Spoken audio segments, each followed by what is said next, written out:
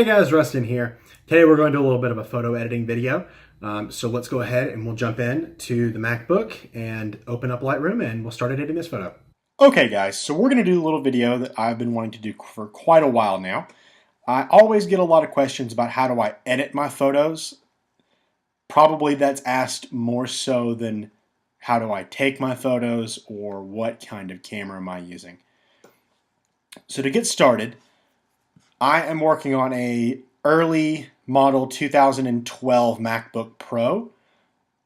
I started learning how to edit photos on iPhoto, which is a standard stock photography editing piece of software that comes with Macs.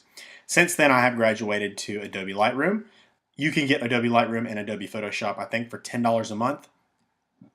If you're really wanting to step your photo editing game up to the next level, I highly recommend Adobe Lightroom. So we're going to go ahead and jump in here, and I have pre-selected a photo. And I've selected this photo for a couple of reasons. Number one, the photo was relatively sharp. It has some lower exposure points that you can see down here, some very dark blacks, and then it has some very light highlights. So this is something that you would run into with certain types of photos. So I mean, you would definitely run into high dynamic range contrast. I hope that's right. Discrepancy between your darkest dark and your lightest light with photos from your phone. So that's one reason that I chose this. I also keep in mind that I am shooting in RAW, so I have a lot more ability to recover some of these very dark darks and some of these very light whites. Side note before we jump into here, if you are shooting on a DSLR or really anything, I think my Galaxy S8 will now shoot RAW.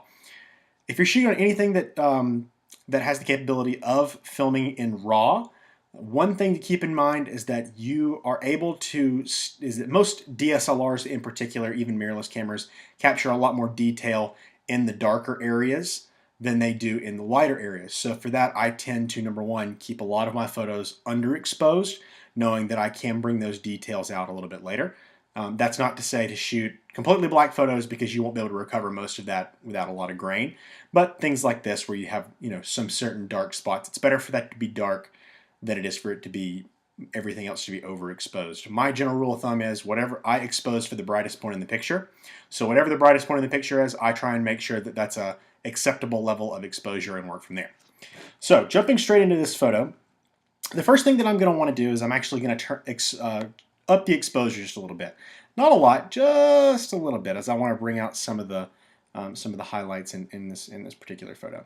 The next thing I'm going to do is I'm going to go ahead and I'm going to change up and brighten these very, very dark areas down here. So for that, we can use the shadows tool. So what you'll see is I gradually slide this over, that we start to recover some of our detail and some of our image down here in these very dark areas, and it brings it back out. Now, if you zoom all the way in, you will notice that there's a little bit of grain in here.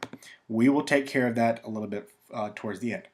Now, anytime you bring up your shadows quite significantly, you're going to want to add in black just a little bit. What happens is it kind of washes out the photo a little bit, gives you a little bit less color contrast, and basically what you'll end up with is just kind of a flat picture. From there, normally I go down and I want to add a little bit of clarity. Now the clarity tool I think is awesome when used in moderation. So it just really sharpens up the images, adds a lot of extra detail. It's great for trucks, it's great for off-roading, it's great for mountains, it's great for skies, it's great for a lot of things. Not so great with people, but it's great for all the other things. The next thing I'm going to go down here and do is I'm going to add a little bit of vibrance to this. Now that vibrance is going to bring out a little bit more color, but it's not going to oversaturate those colors. For this particular tutorial, I'm not going to talk about the tonal curve. There's a lot you can do with a tone curve. It can be a little bit confusing sometimes, so I'm not going to worry about it too much on this one. This is just a very basic editing video. Some of the more fun things that you can do with Lightroom is you can go down here and you actually select the saturation level. Fog lamps to be a little bit more yellow. I can go in here and up the slide on that, and that gives me a little bit more yellow in that slide. Just for an example, and that works with most all colors that are more true colors. Working our way down here, we are gonna sharpen up the image. I like to use a fair bit of sharpness. It's just kind of my style. And then I always counteract the over sharp with just a little bit of noise reduction through luminance. And what that does is it smooths out the photo's grainy points. Now, you don't want to go too much, as you'll end up running and killing all your details. So just a little bit of noise reduction, I always think works out really well. So for this particular photo, one other thing I would like to do is, it was very cold that day, so I want to portray the feeling that it was very cold. So I generally like to do that with my temperature slider. So a good example and a good way to always figure out what you like with with your shot is to I like to play with things to the extreme. So obviously if I came way down here, photo's way too blue and it doesn't look good. Bring it all the way up here, the whole thing's orange. Now I actually think this photo in particular looks a lot better with a little bit of a warm color. If you did not know that it was cold that day, you wouldn't really be able to tell, and you'd think this was a great summer shot.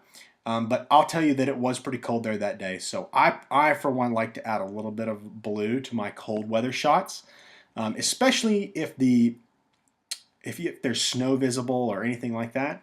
But I actually edited this photo originally to be blue, but now that I've messed around with the slider a little bit more, I think I actually like it a little bit more shimmery. So what I'm going to do is, back here you can see there's just a touch of snow. I'm actually just going to pull out the crop tool. I'm going to crop this just a little bit. So now, you never knew there was snow there. Looks like a nice warm summer day, although I can tell you it was not. Beyond that, I think we're just going to leave it alone. I may up the whites just a little bit, these just to kind of make that truck pop just that much more. And then I might actually come down here and add just a touch more clarity. So for me, guys, that's the way that I kind of edit my photos. One thing to look for when you're actually shooting your photos, I like to keep these grid lines on my camera at all times, and also they're very helpful when you're cropping a photo. One big thing to look for is the rule of thirds. Kind of put whatever your subject is in those third crop marks. So you can see you've got 1, 2 lines, and that makes up 1, 2, 3 quadrants, and the same vertically as horizontally. So basically what you want to do is you want to keep your subject focused around the farther intersection points. So this is considered the upper third, lower third, another upper third, and another lower third down here. If you kind of keep your subject along those 2 lines, you'll notice that your pictures are a little bit more pleasing to the eye. In this one in particular, I think it just follows a very nice line back to the trailer.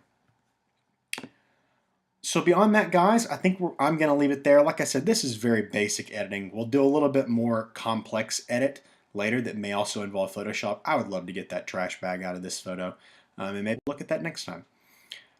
So guys, if you have any questions, make sure you leave them in the comments down below. If you need to go back and you have any particular questions about anything that I did in this, or if you have a question about something that you're wanting to do in your photos, feel free to leave it in the comment section below or message us on the channel, and I will get back with you. Thanks for watching, you guys, and we'll see you in the next video.